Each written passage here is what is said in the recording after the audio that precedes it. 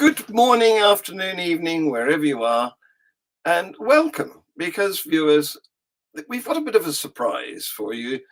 We have a young person on the show as our guest, and we're going to ask him what his attitudes are towards life, the universe, and everything. Tercia, do you want to fill us in about how that came to be? How the devil are you, by the way? I'm very well, thank you. In light, we have electricity, and but John, I'm really a little bit upset because I thought that I was the young person on the show. So, are you suggesting that I'm not the young person on the show? I just want to make that very clear. Shall we just? Okay, okay. I'm the old fogey. You're young, and then we still have a younger person. Would you like to bring him on? Yes. Let's Give just us give a some background. So give us a bit we of we didn't have introduction. I'll do that. We didn't have a guest scheduled for tonight. So John suggested that we do a debate that he's done before, which I would like to do at some other stage. But then I thought, I've had such an exciting week with the young people that I teach. I have a little homeschool hub, if we can call it that. And I work mostly with teenagers, so 14, 15, 16, thereabouts. And I find young people quite fascinating. And I just happened to have one lying around. So I cornered him and very politely requested him to be our guest tonight because Mm, I think we don't spend enough time to probe the minds of young people. One of my fascinations is the teenage brain. So I thought, mm. let's pick a teenage brain. And as I said, I just very conveniently I have one lying about. Mm. So Yes. let me Well, introduce the teenage. I used to be a teenager, but it's such a long time ago, I can't remember. So, and I too have normally have some teenagers in the house, but they've gone off camping this weekend. So, Oh, would well, would they entertain us with their minds or not? no, I think they're too shy. I don't think they want to be. No. Don't think they want to come on this. Too boring for them or something. Let's bring your victim along. Okay, Hanu, how the devil are you? I'm good, thank you. It's cold here and it's dark, cold and dark. Okay, right. Well, let's see if we can lighten the mood then with a bit of chat. I Okay, think that would be very nice. good. Well, when I was your age, I had a completely different attitude towards the world than I have now. I had quite different interests. My interests included music, which I listened to a lot and learned to play a couple of instruments rubbishly well.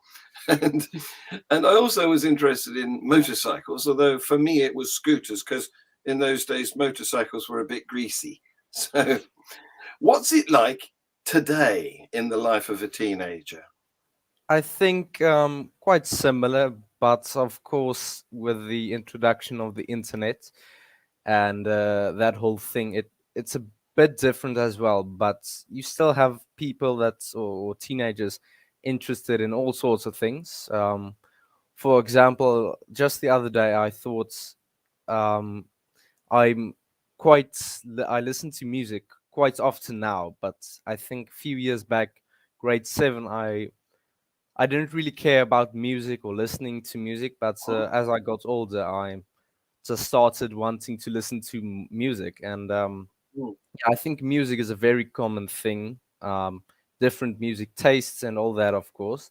And obviously, there's people that are as well interested in motorcycles and music. mm, My one friend, he started teaching himself the guitar, so he mhm, plays guitar for himself, and he himself is quite interested in motorcycles as well. mhm, Um, Me, on the other hand, I'm just yeah, I'm happy to learn, I guess, if especially if it's something worth learning about, and I quite enjoy the outside world, cycling mm. every now and again and that sort of thing. But when it gets cold like it is now, I like to be indoors and surrounded with my technology. So I think comparing to then and now, I think it's still quite similar. It's just that the interests have changed more to technology than, Yeah. for example, learning a new instrument or learning how to build your own motorcycle. Some teenagers would still do that today, Yeah. but more often you'll see them on a piece of technology. Well, I remember when my sons were teenagers, a long time ago now, but in between my personal teenage and today, and they they got very interested in the music of the time, and they started to do something which I hadn't seen them do before, which was dance. Mm. And the, I, since then, I've gone on and I've had a couple of daughters. And daughters, let me tell you, they dance from the year dot. I've been whirled around the room by a 4-year-old daughter from years to go. But boys don't do that. Boys are more interested in kicking a ball or climbing a tree, it seems to me, until they get to teenage, when they realize that dancing is a necessary skill if you're on the pull, if you're trying to get yourself a girlfriend. Yeah, no, it's certainly true. I think at younger ages, it's fun. It's more fun to run around, climb trees, and that sort of thing. But as you get older, and I think doing that is a bit harder or less fun.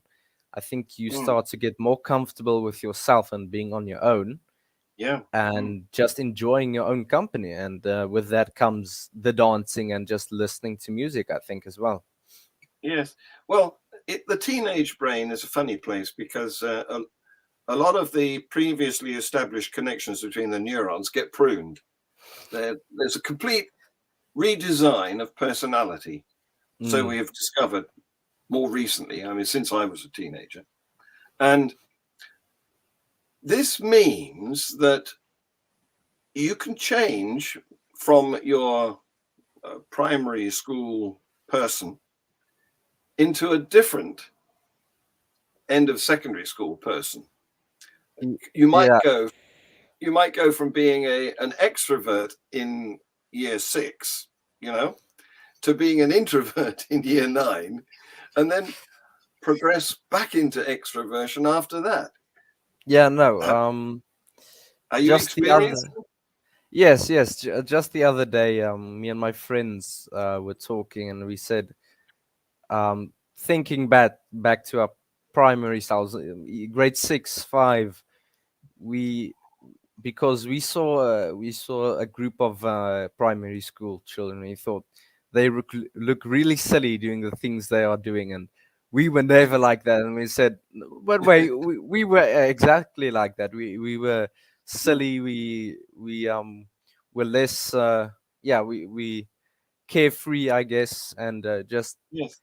all around silly. And then we said we did exactly that, and we can see that we've become more adults and things like that. We've grown as humans.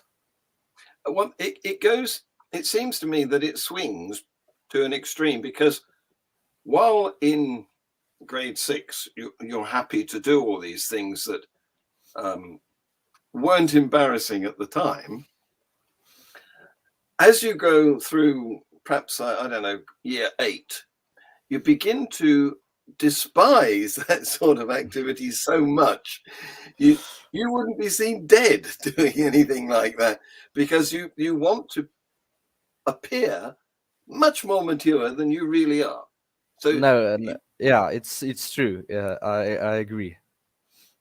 you're experiencing the shameful behavior of the younger people and don't want to associate with it. Yeah. Yeah, no, I don't want to come to terms that I once was exactly like that. In fact, sometimes I'll lie in bed rolling and think, why did I do that when I was in grade 5? Why was I? Because at that time it was not awkward or embarrassing. But now when I think Yeah. back and I think I really did that, it's a bit Yes. embarrassing. Yeah. Well, I hope that Tercia has saved some early photographs and videos to embarrass you with sufficiently later on. I think I have indeed. But I want to ask Hanu, so have you ever watched any of the videos about the teenage brain, for example, or listened to the podcast that your mother has sent you about the teenage brain, especially since there are certain, well, I don't know if it's appropriate to call them facts, but it has been said that if you take, especially teenage boys, they are much more of risk. They're much more keen to take risks, especially when they're in groups. What is your opinion about peer pressure? Do you think it's an individual thing, and that some people are just normally more resistant towards peer pressure, or is peer pressure really a thing in your life as a 16-year-old? I think well, in school we were taught that peer pressure is you and a group of friends or maybe strangers, they force you or they say you're not cool if you don't do this. I Mm. don't think that is the way it actually is. I think it's a bit different and a bit more complex than that. It's more of yourself thinking, okay, they might think of me as different or uncool if I don't do this. So you yourself overthink it a bit and do something you wouldn't normally do. For example, you're at a dam and there's a tree and you're in a group of friends and someone says go jump off the branch into the water, and normally you won't do that, but they're not forcing you, they just recommend it. But because you don't want to seem uncool or you don't want to Yes. seem scared, you just do it. But I think it also depends from person to person, because I think some people feel the need that they need to fit in, so they need to do that thing to seem good. Yes. But different people, depending on how they grew up and how they experienced life, they will think a bit deeper about it and think this is not really something I want to do right now, so I'm just not going to do it. And then it's not like the group will, oh, you're so scared, that they will make fun of Mm. you or maybe joke with you, but it's not going to be a full-time thing. Well, I see what you mean. You're saying that it's not um, your peers are not. There's no compulsion from them. The Yes. compulsion to comply comes from within you because you don't want to look. What you called it uncool, and that's a good way of Yes. saying. You want to impress rather than not be the one who's the leader. Yes. No, certainly. I think, yeah, because I remember we were taught in school that you should be mindful of peer pressure, because in school it was taught in the handbooks as you're in a group of friends with and someone has a cigarette and says try this or you're uncool, and Yeah. they always depicted it as being a thing of the group pushes you into doing something. But I find it more it's regular or more, it will happen more likely that you yourself decide, okay, Mm. because I think if you just say no, and they would not bother pushing you even more. So I think it's more of you yourself of feeling pressured to do something. Hanu, talk about you. You mentioned smoking. I want to ask you. You have been abroad. You've been to the UK. I want to ask you about vaping and smoking. So, is it still a cool thing for young people to smoke, or is it more vaping? Is there a difference? And what's the talk amongst you and your peers about something like smoking or drinking or using drugs even? And full disclosure, I won't hold anything against you that you disclose in this conversation. I think I'd yeah, get that in writing if I was you, Hanu. I'll be very careful with my words now. No, I think in movies, especially a bit older movies, especially like Grease, it was put as cool to smoke and things like that. But today, for example, if me and my group saw a teenager or kid smoking, would think that's just nasty. It's not cool. It's not. It's just gross. He doesn't have good morals, or something has gone wrong in his life for Mm, him to go to that. And vaping, I think, because it's seen as less foul, it's mm, a bit more acceptable, maybe, but it's still seen as kind of a uh, off-putting thing because yeah, I don't think it's seen as, oh, you're so cool because you have a e-stick in your mouth and smoke is coming out of your mouth. I don't think it's seen as cool to vape or smoke or do drugs or drink alcohol. I think it's just yes, me and my friends don't see it as cool to smoke, and I think most teenagers as well don't think as it of a thing as it's cool so to what about smoke, so I have alcohol? to smoke. I don't think it's cool either. It might depend from group to group, obviously, Mm, because mm, some friend groups would be like, yes, let's go out and do some bad things tonight and things like that, and they'll find it very fun. But I mm. think, yeah, I wouldn't see it as cool because I don't know a bunch of teenagers doing silly things like that. I don't think because it seems um because you're used to seeing adults doing it, and when you see a teenager or a younger person do it, it's off-putting. It doesn't seem natural. So seeing a teenager do something like that, it's almost unnatural, and it feels wrong. I guess. Yeah, yeah. So in your group of friends, what's the age range? Because we were talking a minute ago about how you don't want to associate with the young because you know they're really childish. But do you have any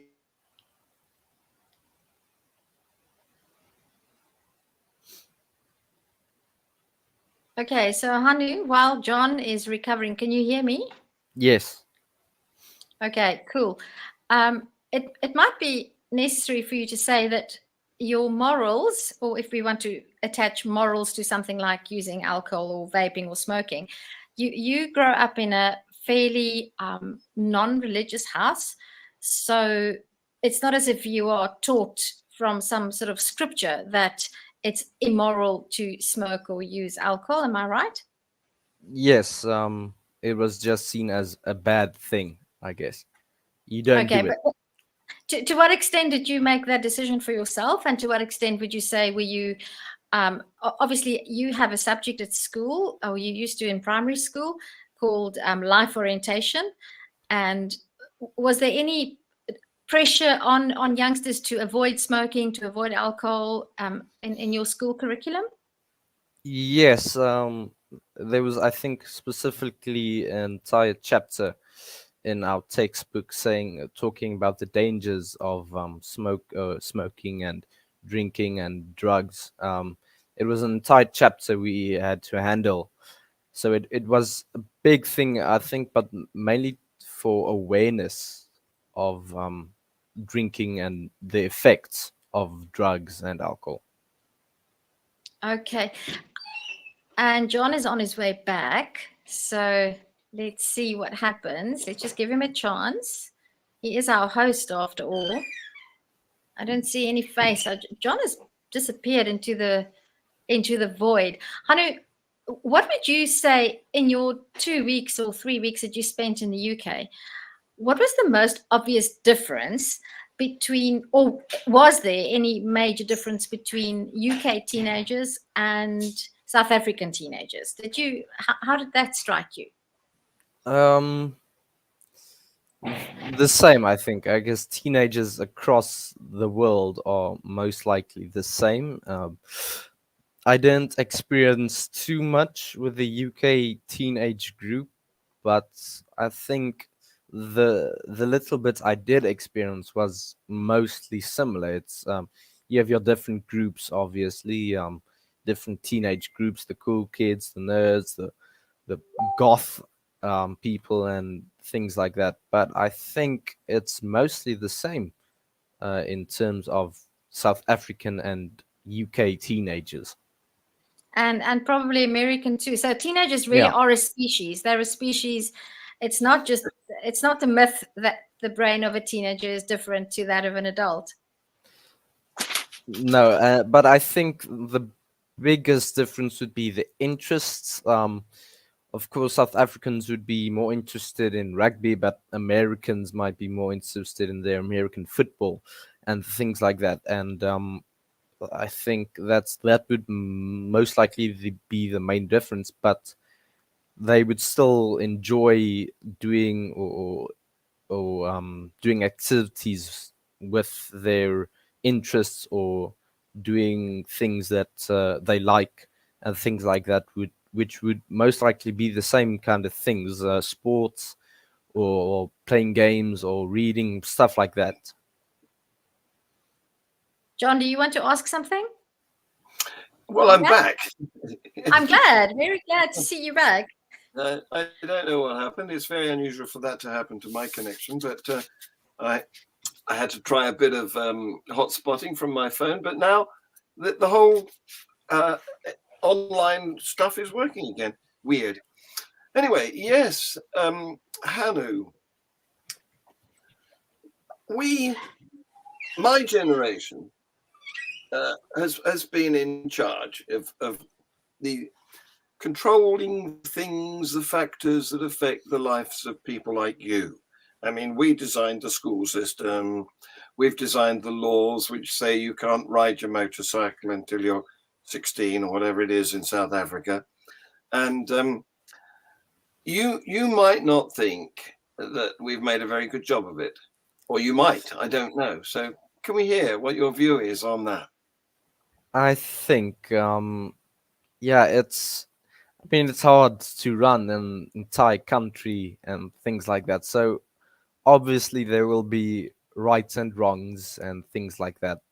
But I think, yeah, no, I think it's hard because I don't have anything to compare it to. I don't have a No. good ruling to compare it to. So I think there might be ways it could have been better, or it could have been better to do something else instead of what they did. But I think it will most likely stay the same throughout generations, because I can't really see what you can do differently, because I mean, you have to control an entire country, and you must make sure that no people, or not too many people, die, or things like that. So I think it's a very hard thing to do, and I think at least your generation did the best they could, and I think would most likely stay the same throughout many more generations. Well, that's very kind of you. I disagree. I don't think my generation has done the best that we could. I think there's all sorts of ways we could have done it better. Yeah, I think, yeah, there are ways, and more than one way to improve the current system, but so far it is working okay. It's not the best, it's not the worst. It could have been worse, but it would be nice if it could be better. But I think to change the system we currently have would be extremely hard and take a lot of time and money and effort. So I'm not sure how willing people would be to put in all that effort to change the current state of ruling countries in the So world. you and don't things like have that. any ambition to become a politician then?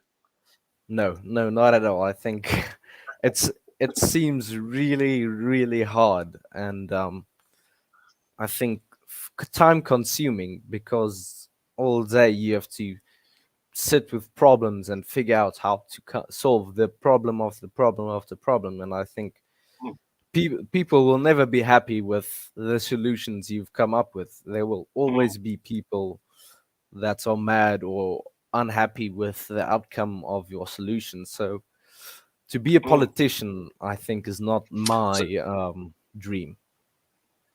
What might be your dream? Where do you see your life developing in the next 5, 7, 10 years? That is an excellent question. To be honest, a bit unsure, but through the experiences I've had, I quite enjoy interacting with people, and Mhm. yeah, and drama, I'd say, is something I have quite an interest in. I used to do drama for the school and things like that. So hopefully, maybe I could see myself in the next couple of years doing something in the field of that. And I think teaching or helping people, not specifically teaching, but I find to help someone with something they are struggling with, I find Uh-huh. quite fulfilling for myself. But that might Mhm. just be a hobby in the future. Mm, interesting.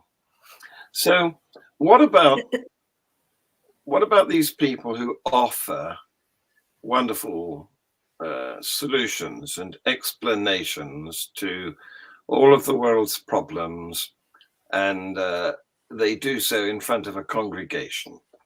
What do you think about those people? I think some of them just want to fill their pockets with money. Some of them, yeah, it's because there are so many of them. Um, it's hard to judge them as a whole, I think, but it doesn't seem like any of them really want to put in hard work to do anything to change the current state. But I think yet again, it would be a lot of effort to change how things are currently. But if they really want to do something, they would put in the effort. And I'm not well informed or educated in that field of uh, yeah, I'm not too informed with those sorts of things, but I think if they really wanted to change the things, they would put in the effort to change the things. Well, the trouble with, in my view, some of those people is they tend to be intrusive. They want to control all sorts of aspects of our lives for some mysterious reason of their own. For example, they like to decide for us who we should go to be a partner of. Do you approve of that? Yeah, I think because what they kind of want to do is to take the opinion of an entire country, and that is something extremely hard to do. And I think they prefer the options they give, so they most likely want to go with the options they give, and that's obvious, and what will be obvious would be better for them. I think it's hard to take in account the opinion of an entire country, and there will always be people that are unhappy with the decisions made. So I think they most likely want to take the best option for them, and sometimes take into account the interests of the nation. I think that might be, yeah. Hanu, can I ask you? I think what John was trying to move towards was um, decisions like how do you as young people feel about same-sex relationships or LGBTQ or being transgender, for example, and especially the view that some religious people have that it's wrong, and maybe some conservative people. What's do you know anybody who doesn't identify as cisgender or straight? Is it a topic amongst young people, or is it just not a thing? It's yeah, we in our friend group we have discussed the topic, but it's not like, okay, let's sit down and think about this topic really hard and try and come. It's more like you'll see a video of a transgender person making a opinion or stating their opinion about something, and then we just list our opinion to ourselves about their opinion.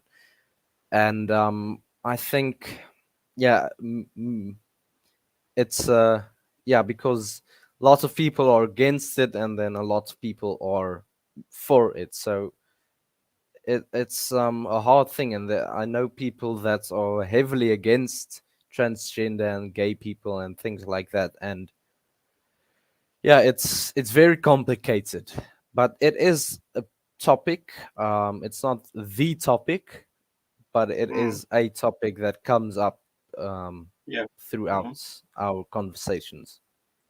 Well, we've just Have had you in the ever? UK, we just had a decision made by the UK Cycling Association, which specifies that uh, transgender women should not compete with females, with with cisgender females, on the grounds that even if they are taking testosterone suppressant drugs, unless they started taking them when they were 5 years children, old, yeah. yes, that they will have grown up and had the advantage of a male skeleton, musculature, and overall size. If they went through puberty with male hormones, stopping the male hormones now is too late. Yeah, it's So, it's like, yeah, they're already a man, basically. They're mm, already physically, they are yes, they have the structure and physical capabilities of a man. yes. So what the Cycling Association has done, and this doesn't agree with the current International Cycling Association's regulations. What we've done here in the UK is we've made a new category. So we've got like cisgender females in one race, and then an open category, which males and transgender females can compete in. So, what do you think of that as a solution? I think it's yeah, I think it's a good solution in my opinion, because it might be seen, I think a lot of people see it as an unfair advantage for a transgender male to compete in the female section, because it's I see it as an advantage, because they already have the strength and capabilities of Mm, an average male. And it's just biologically that an average male is yeah, stronger than the average female. So I think putting them in their own category is a good thing, because it's not exactly the same, but if you it's almost like putting a normal runner in the Paralympics. mm, I feel like yes, it's almost in comparison to that, but not the same. Obviously, it's a bit different, because you're working with genders and not functions of the yeah. brain. But I see what I you. feel like I see. it's a good idea to have them in their own category. I see what you're saying. Actually, they're not in their own category. They've been lumped in with the men, so they may Oh, feel disadvantaged with up against what you might call cis men when they're on the way trying to become not cis men. yeah, but but in the case of running and putting a non-disabled athlete up against the Paralympic athletes, they might the non-disabled athletes might very likely lose because the the, the Paralympics running on their springs are very fast. yes, yes. No, it's yeah, it's a bit different, and I think putting them in their own category is maybe a solution, but not the solution. I don't know. Yeah, we're waiting. We're waiting to hear what the International Cycling Association does. Will they respond by following the British lead? I guess we'll just have to wait and see. Hanu, I want to ask you about TikTok. What's your opinion about TikTok? If used correctly, it could be a great source of information. And How would that be? How would one use TikTok correctly? if your interests are information and current events of the world, your For You page would adapt to how the things you are interested in. For example, the average teenager is not that interested in what is the current political events of the world. So therefore, you page might just be entertainments about games or things like that. So TikTok is mainly a form of entertainment, but you can get a fair share of your daily necessary information from there as well. It's like YouTube, but a lot shorter and Yes. fast paced. Yeah, yeah.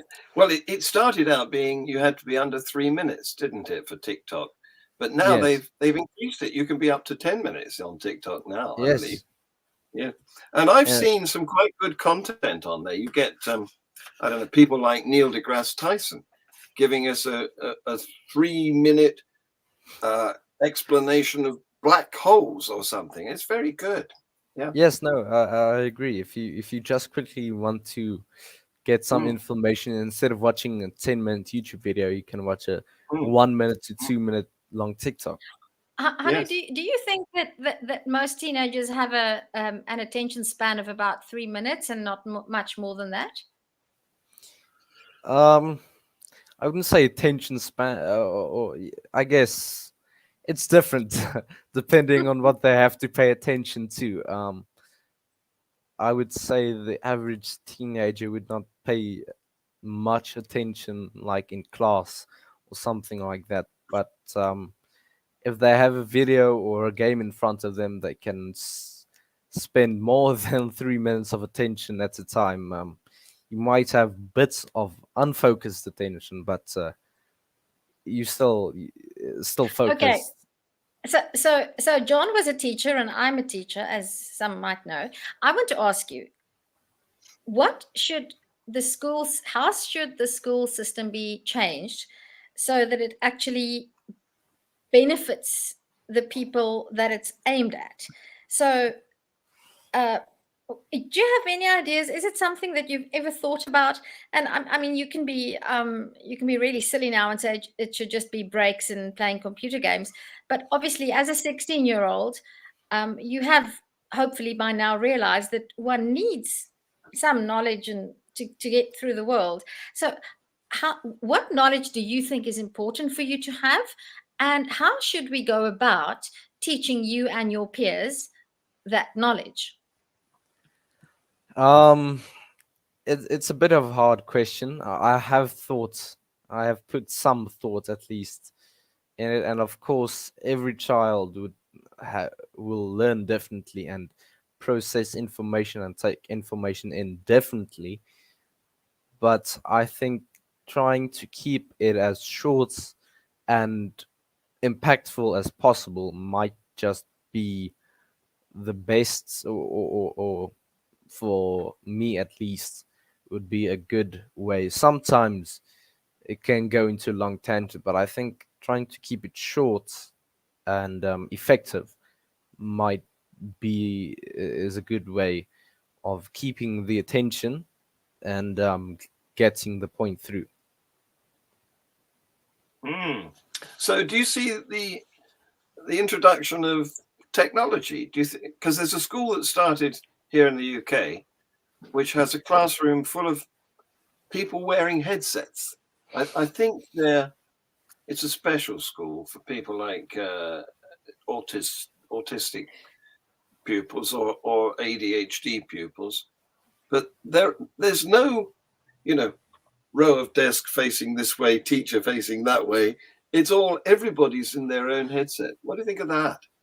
I think it could be done quite effectively because yeah, you could essentially have different one teacher could teach one child, so you could maybe have a teacher per child, but also you could have one teacher teach many people at the same time without the children interrupting, for example, talking all the time and all sorts of things like that. So it might not be a bad idea. The thing is just, um yeah, it's yeah, it might actually not be a bad idea.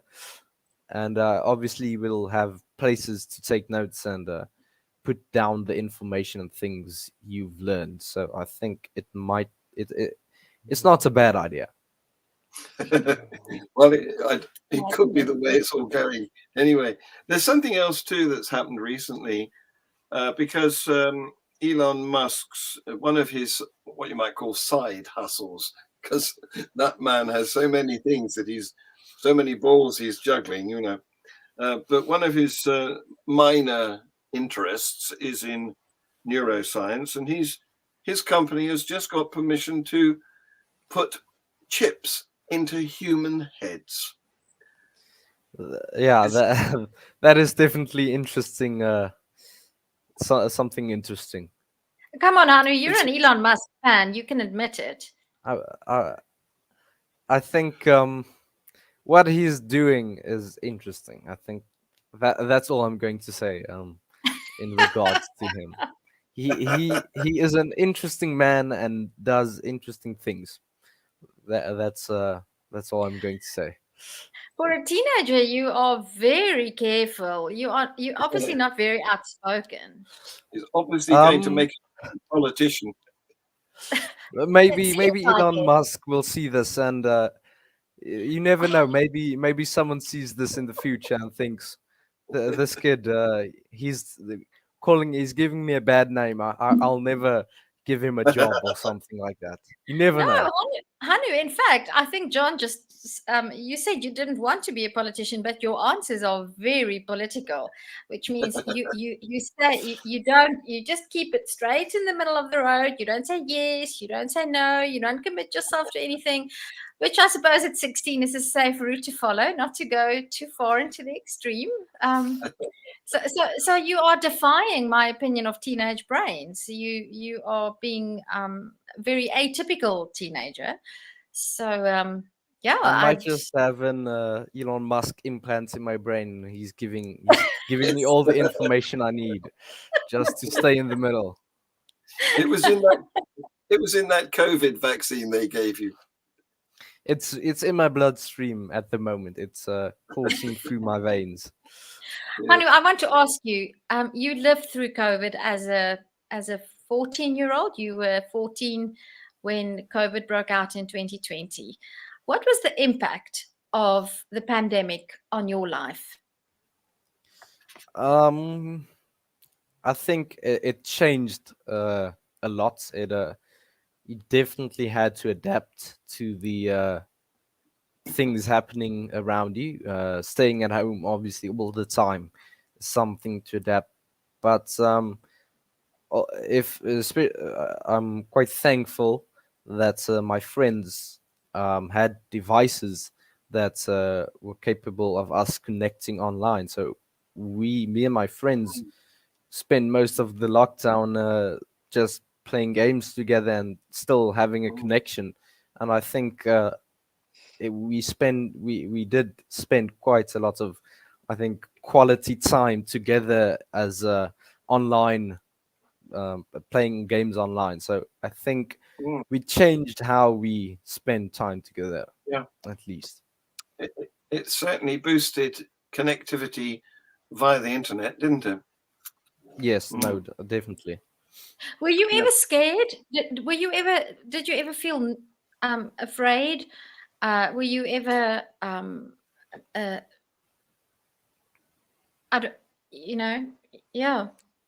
um, uh, I knew I myself wouldn't be deathly ill or fall deathly ill, just because I know I'm a healthy young person. So I know I wasn't scared for myself, but maybe my grandparents, I was just afraid for them and their um, healthiness and their well-being. So, but I wasn't afraid that the world will crash and burn and it will be uh, a entire apocalypse. So, but it was almost like yeah, it was like a vacation almost. It felt like because it was the end of the school term or the first term. It was basically like a vacation. It was an extra long vacation. Mm, At yeah. least it felt like it. Mm. So do you John, isn't it see? wonderful?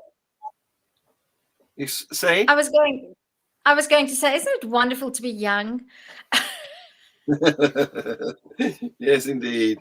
I'm not sure I want to go quite so far back as 15, 16, though. I never So, want to go back. so Hanu, do you see there? Do you think there are any serious problems facing mankind? I mean, if it's not COVID, do you think there's anything else on the horizon that might be a difficulty Um, for us? And how do you think we should deal with that? I think something I've thought about a bit is running out of fuel or fossil fuels, Mm, because at this moment in time, I know the prices went up and it just came down a little bit, but mm, I think it will never come down. It will always keep going up, and if eventually, I know it's a long time in the future, but it is a real threat for our the whole world's source of fuel to run out. I think that is something that is quite realistic and could actually happen in the maybe 100 200 years in the future. What about climate, though? Do you think that burning all that fuel is actually damaging the planet, the atmosphere of the planet? Yes, I believe so. I'm not too well informed in climate change, or I have obviously heard things about it and read a few things about it, but I think my opinion is that it is a real threat, and that we are pumping or putting, or there currently is a surplus of toxic gases or CO2 gas and gases like that Mm, are in the air, and it causes the entire climate to change. And almost feels like we can start feeling the effects of that. Summer yeah, starts getting yeah. it's far it's summers comes up faster and winter comes up faster, and Mm, summer's warmer and winter's colder and things like that, because yeah. it is a real threat, because that is how the world came to be in the hundreds, thousands, millions years, Yes. more years back, because Yeah. of the volcanic ash and all that stuff. So Yeah. we are almost recreating what happened Yeah. all those millions years ago. So is that a common view in amongst your age group? Do you speak about that when you meet up with your friends? Do you speak about fears of the future due to climate change, or are you We we too busy don't looking? we don't have a weekly You don't meeting have deep about the problems conversations of like that. No. climate change, but it will come through every now and again in conversation. Like yeah, Yeah. I think my friend group realizes or sees it as a real thing to worry Yeah. about. I'm not sure how many people I've met, if even any, that say climate change is not a real thing. Things Oh, like that. I know there are people maybe that I know of, but I'm not sure what their view is mm. with climate change. What about artificial intelligence, Hanu? Have you ever tried working with ChatGPT?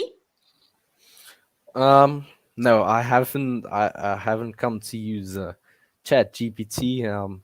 Uh, I have used a different sort of AI. Snapchat has a my AI friend, It's almost like Chat GPT, but it's your friend, so you can ask him. You can say, "My day wasn't. I had a bad day today," and they say something in the lines of, "Oh, that what happened?" Or then you can. It's basically like a real friend that you can talk to, but it's AI. Wow. So is it like, so if you say my girlfriend broke up with me, then what will it say? I haven't Oh, tried that. I know about it. I haven't really tried it much. But it would most likely say something lines of, "I'm sorry to hear that. I'm here for you if you need something in lines of that." I'm not sure if that would be its exact words, but something in those lines. so would it make you feel better if you had a bad day, and or you just, because sometimes you just don't feel, something happens, your mom or your dad upsets you or something, and does it make you feel better? Is it sort of as if, does it feel to you like as if it's a real interaction? I think it can, because to you it feels like you're just talking to someone over the phone. It's like you're messaging your friend. It's like telling your friend today was a really bad day, and then they tell you, "Oh, it's okay. What's happened?" It's almost the same sort of thing. It gives you a sort of a feeling of someone is listening to what I'm saying to them. And it doesn't. So I want to. Oh, this is really interesting to me, John. I wish we could get one of your daughters or another teenager on. I want to pick another teenager's brain, because I'm curious. Do you prefer in-person interaction, or uh, WhatsApp, or do you not have a preference? Is Um, there? I myself prefer in-person interactions. I mainly use WhatsApp for letting people know what my plans will be, or something like that. If I want to ask my friend, "Can I come over?" Then but I don't usually use WhatsApp for like, "Today was a really bad day. Please comfort me," and thing. I use it for a form of communication, just for the purposes of letting people know what's going on.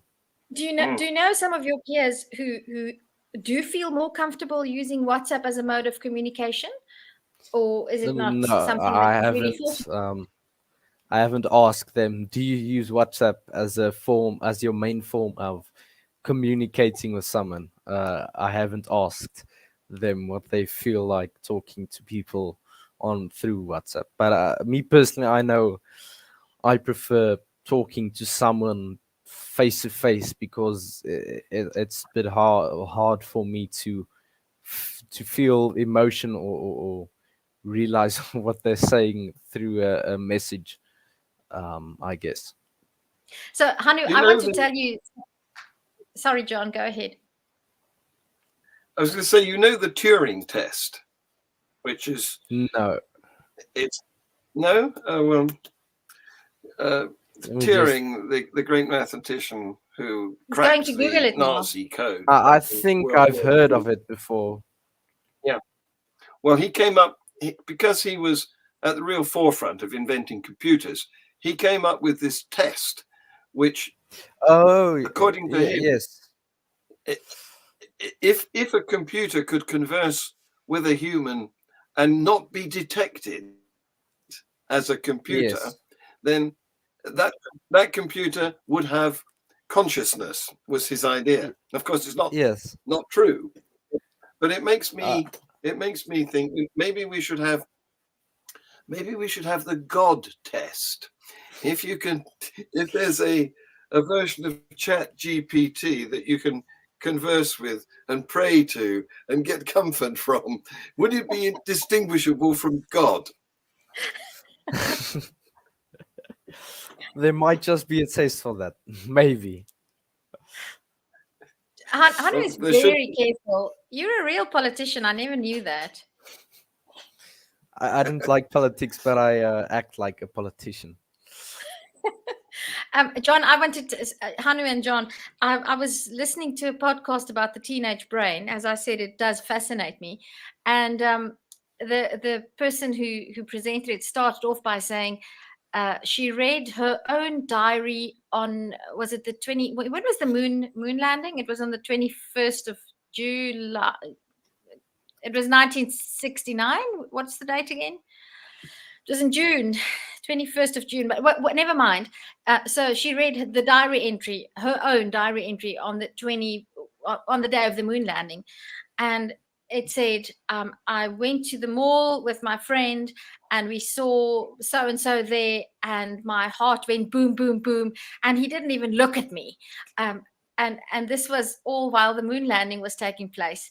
So would you say that's true of most teenagers, that what happens in your life is predominant in your brain, and that you don't really pay that much attention to even big things like the war in Ukraine or climate change, or I suppose the rugby match. So the Stormers lost tonight against Munster. Good, well done, Munster.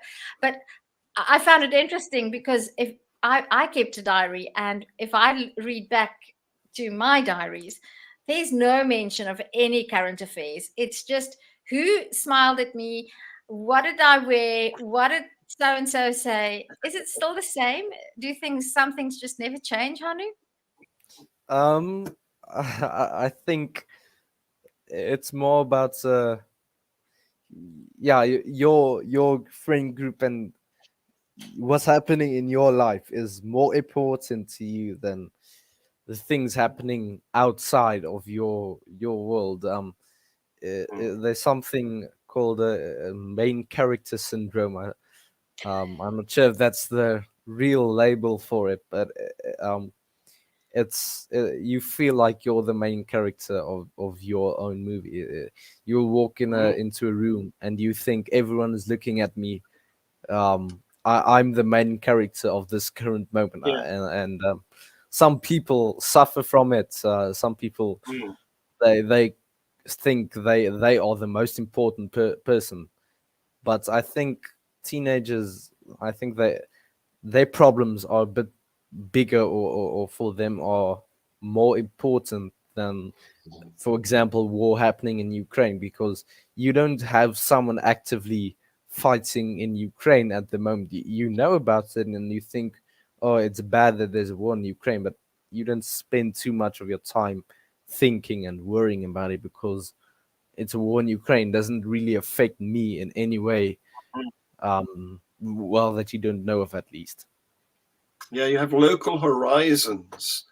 You are the star of your own movie. I know. I'm going to look up that phrase, main character syndrome, because I think that's something that is the cause of much of teenage angst, where teenagers are forever thinking that everybody's looking at them because they are constantly focusing on themselves. Do you think teenagers do that? Do you think that you are more self-conscious and more aware of what you're doing and what people are thinking of you than you were, say, 2 years ago? And it's a difficult question because, I mean, you are you living in your skin at this moment in time, so it's difficult. But yeah, I think you are the most important thing in your own world. If something happens to you, or something that's important to you happens or is happening, it affects you directly. And I think when you were young, I think you were less it was almost oblivious to things happening around you. You didn't really understand what is going on around you. But I think now, you know, you need to have almost like a reputation to uphold, because a reputation is something you need to keep. And if you lose your reputation, the world is all is over, because your reputation is a very important thing. Because if people think poorly of you, poor things will, or bad things will come your way. And if people think this is a nice guy, then people will treat you like you're a nice guy. So I think having a sort of good reputation is important, and I feel like a lot of teenagers might worry about their reputation or how people see them, because how a person sees you is how they will treat you. If someone sees you as an irritating person, they will treat you like you are irritating. So I think, to keep a good reputation is Teenage important. is when you develop your reputation, isn't it? Yes, But yes, even then you realize how precious a thing it is. You've got to get a yes, good one and you've got to keep it. And it's so yes. easy to lose. You just say something wrong, or you do something at the wrong time, or do the wrong thing. You can lose a reputation, and your reputation Yes, will be different from person to person. Some people might yes, think this is a nice stand-up guy, or he is really rude, and things like that. So, but I think people want to try and keep their reputation as good as they can, and some people are just so, their reputation is just so bad they can't care less anymore. If someone tells yes, them, oh, you're rude, okay, just someone else thinks I'm rude, just add it to the pile, I think. But I yes, think yes. Well, when that's the case.